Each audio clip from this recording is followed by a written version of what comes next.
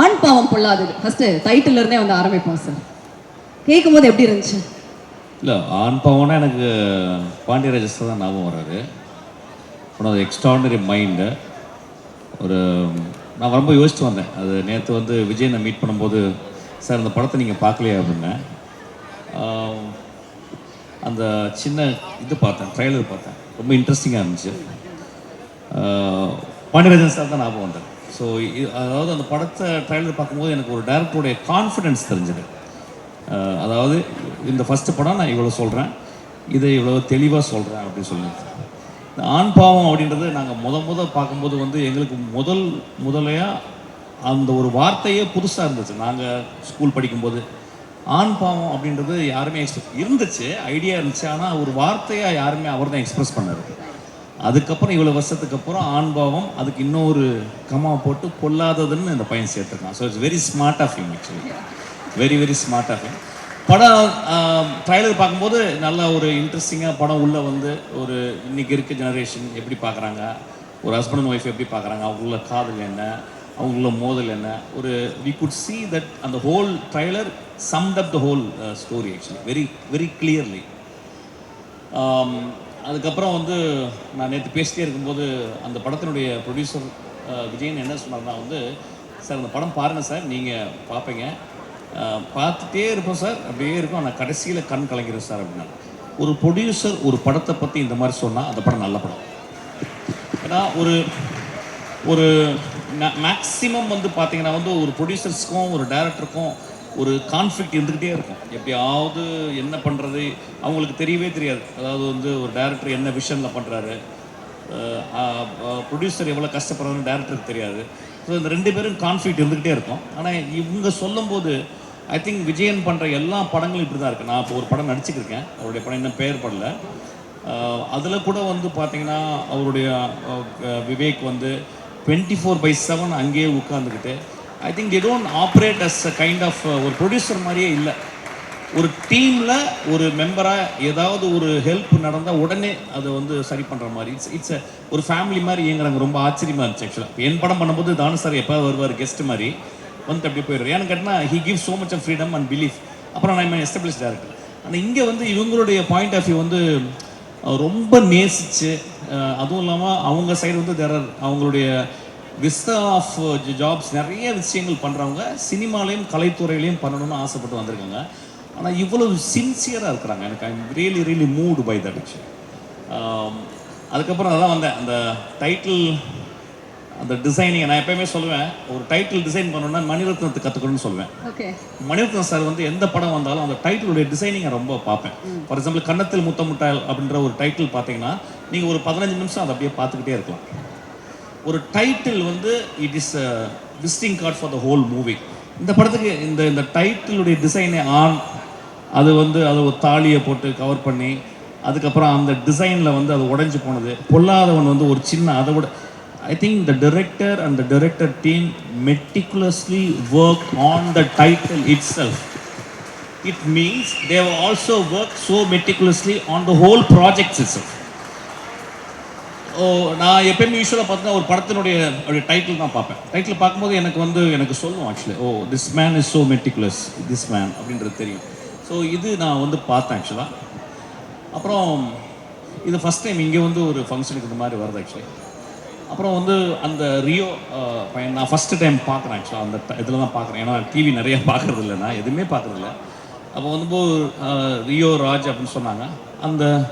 அந்த ட்ரைலருக்குள்ளே அந்த பர்சன் இப்போ நீங்கள் பார்த்தீங்கன்னா ஒரே ஷாட்டில் வந்து பேசிட்டு வருது. அந்த டைலாக்லாம் வந்து I think is so much of confidence அது எனக்கு தெரியுது.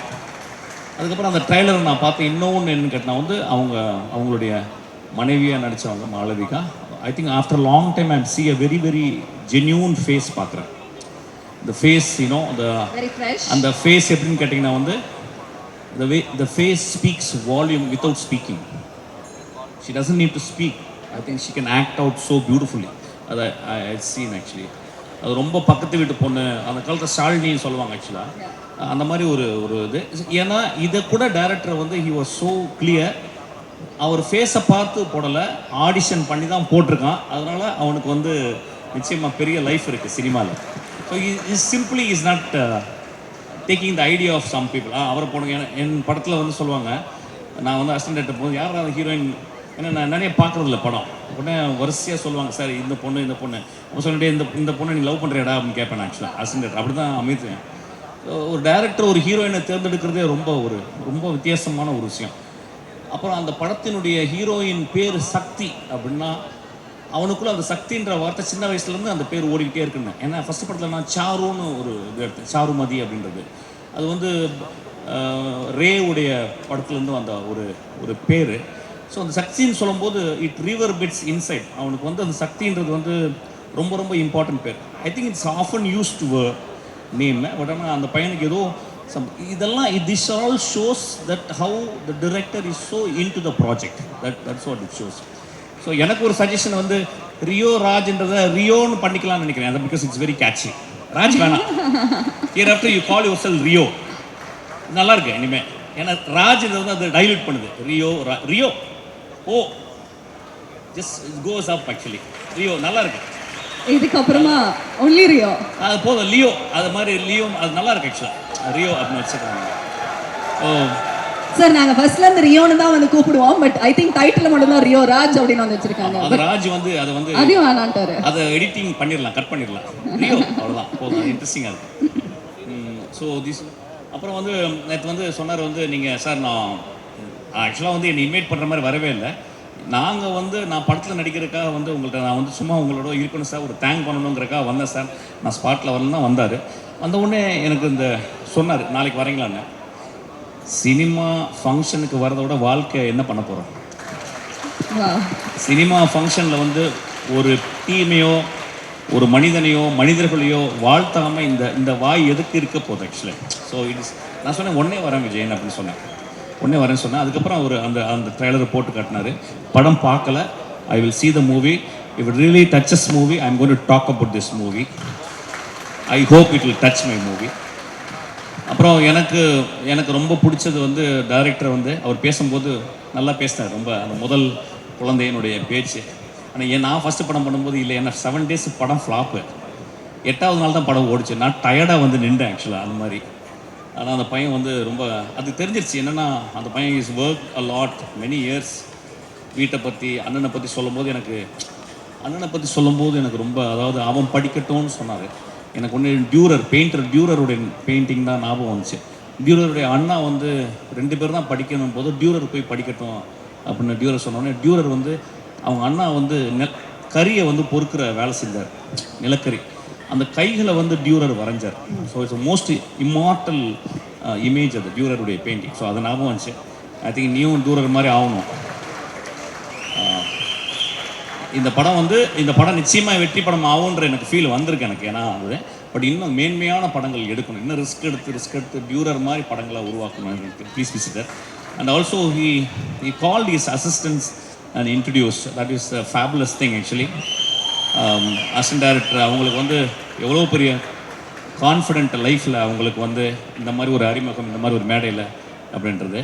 அப்புறம் வந்து எனக்கு ஃபஸ்ட்டு வரும்போது அந்த பையன், எனக்கு அந்த பேரே பிடிக்குது அவனுக்கு, கலையரசன் தங்கவேலு. எனக்கு ரொம்ப பியூட்டிஃபுல் காம்பினேஷன் அது.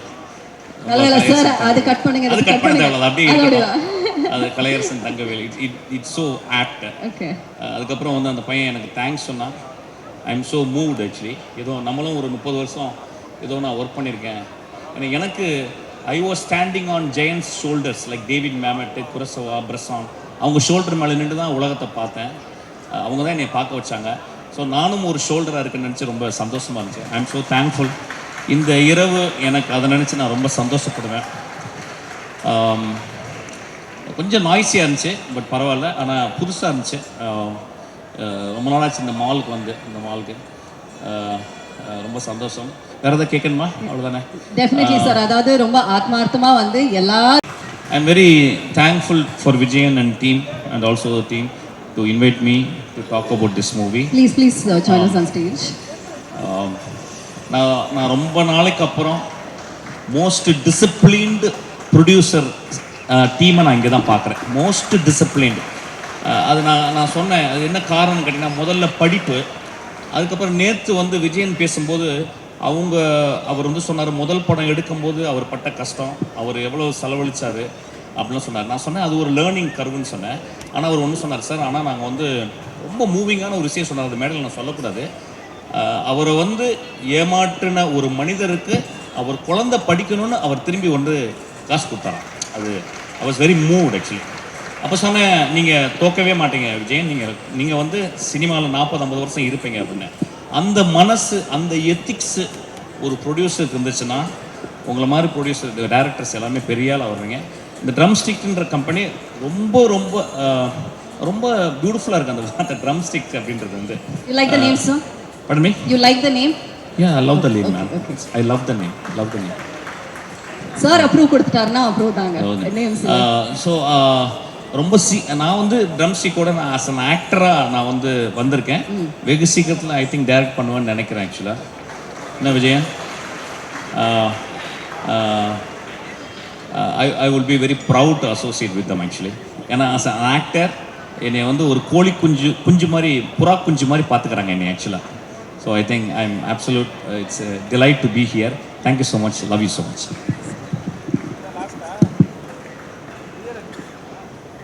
எனக்கு ஆக்சுவலாக வந்து சினிமா எங்களுக்கு அவ்வளோ பெருசாக பழக்கமில்லாத ஒரு விஷயம். நான் வேறு விஷயங்கள்ல இருக்கோம்.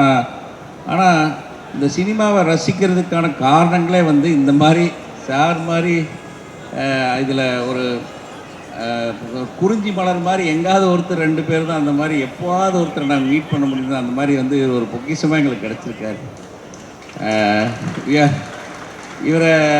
இந்த மாதிரி ஏன்னா இவர் பேசுகிற விஷயங்கள், நிறைய விஷயங்கள் நாங்கள் வந்து வெளியிருந்து ரசிகனாக பார்த்துருக்கோம். நாங்கள் இது கூட நின்று பேசுகிற அளவுக்கு எங்களுக்கு பெருசாக அது சினிமா தெரியாது. ஆனால் எல்லா விஷயத்துலேயும் வந்து அத்தனை விஷயத்தையும் வந்து நுட்பமாக பார்த்து ஒரு விஷயமா அணுவாக ஒரு விஷயத்தை ஆராய்ச்சி பண்ணி பேசுகிறது, இதெல்லாம் கேட்கும்போது இந்த மாதிரி ஒருத்தர் வந்து எங்களுக்காக இந்த மாதிரி பேசும்போது ரொம்ப உண்மையாலுமே வந்து இது உணர்ச்சி பூர்வமான ஒரு விஷயமா இருக்குது. எனக்கு வந்து இந்த கூஸ் பம்பிங், எனக்கு என்ன சொல்கிறதுன்னு தெரியல. அந்த அளவுக்கு வந்து இவரோட, ஏன்னா என்னை யாருக்கும் தெரியாது. நான் வந்து வெடிக்காரப்பட்டிங்கிற ஒரு ஊர், அது எங்கேயோ இருக்குது. அந்த அங்கே சக்திவேல்னு ஒருத்தன் நான் வந்து இந்த இடத்துல என் தம்பி விவேக்கு, என்னோடய விஜயன், இவங்கெல்லாம் இங்கே வருவாங்க போவாங்க. நான்